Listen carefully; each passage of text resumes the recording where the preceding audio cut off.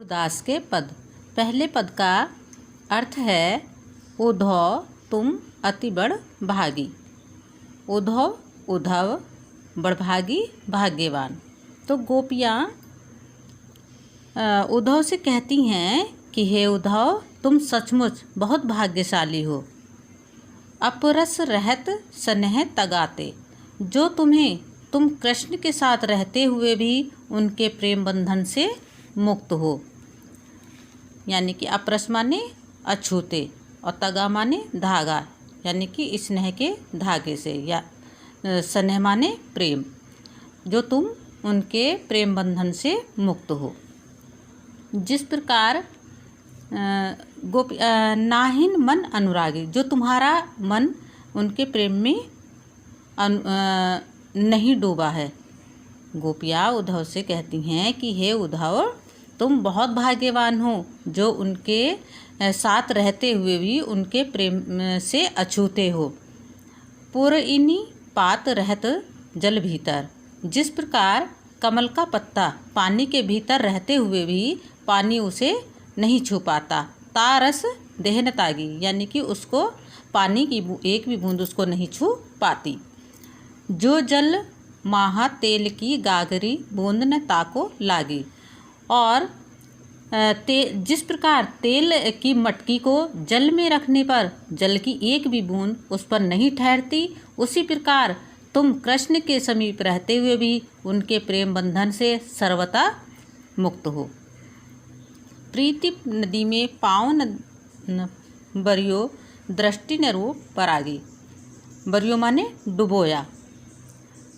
गोपियाँ उद्धव से कहती हैं कि तुमने प्रेम रूपी नदी में कभी पाँव नहीं डुबोया, अर्थात तुमने कभी किसी से प्रेम ही नहीं किया और न ही कभी किसी के प्रेम में आकर्षित हुए हो। तो गोपियाँ उद्धव को कहती हैं कि हम तो भोली भाली अबलाएँ हैं। सूरदास अबला बलभोरी। तो गोपियाँ सूरदास जी कहते हैं कि गोपियाँ उद्धव से कहती हैं कि हम तो भोली भाली अबलाएँ हैं और हम कृष्ण के प्रेम में डूब गए हैं, अतः उनसे दूर नहीं होना चाहते। हमारी स्थिति उन चींटियों के समान है। गुड़ चाटी जो पागी, पागी माने चिपक गई हैं। हमारी जो स्थिति है वो उस तरह से है जिस तरह गुड़ पर चींटियाँ चिपक जाती हैं और वह छुड़ाए नहीं छूटती और उसी पर चिपककर अपने प्राणों को त्याग देती हैं। मन की ही मांझ रही। मांझ माने पीड़ा। गोपियाँ उद्धव से अपनी विरह वेदना का वर्णन करते हुए कहती हैं कि हमारे मन की व्यथा मन में ही रह गई। हे उद्धव हम अपने मन की पीड़ा को किससे जाकर कहें, हमसे कुछ भी कहा नहीं जाता। कहिए जाई कोन पे उद्धव नाही परत कही, यानी कि हम अपने मन की पीड़ा को किससे जाकर कहें, हमसे कहा नहीं जाता। अवधि आधार आस आवन की तन मन बिथा सही। अवधि माने समय, आधार माने आधार, आस माने आशा, आवन माने आने की, और बिथा माने व्यथा या पीड़ा। तो गोपियाँ कहती हैं कि गोपियाँ उद्धव से विरह वेदना की वर्णना करते हुए कहती हैं कि हमारे मन की व्यथा तो मन में ही रह गई। हे उद्धव हम अपने मन की पीड़ा को किससे जाकर कहें, हमसे कुछ नहीं कहा जाता। हम तो कृष्ण के आने की आशा के लिए उनके लिए निश्चित समय के सहारे ही अपने तन मन की व्यथा को सहती जा रही थी। अब इन जोग संदेश नि सुनी विरही न विरह दही।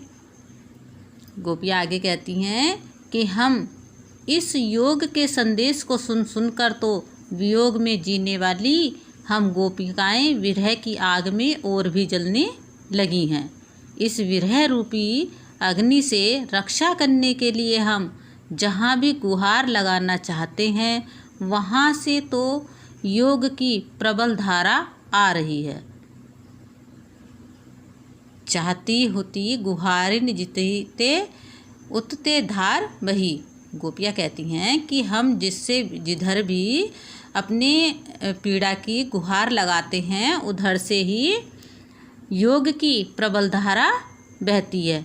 सूरदास आगे कहते हैं कि अब धीर धरहि क्यों मर ज्यादा न लही। सूरदास जी कहते हैं कि गोपियाँ उल्हाना देते हुए कहती हैं कि अब हम किस प्रकार धैर्य धारण करें।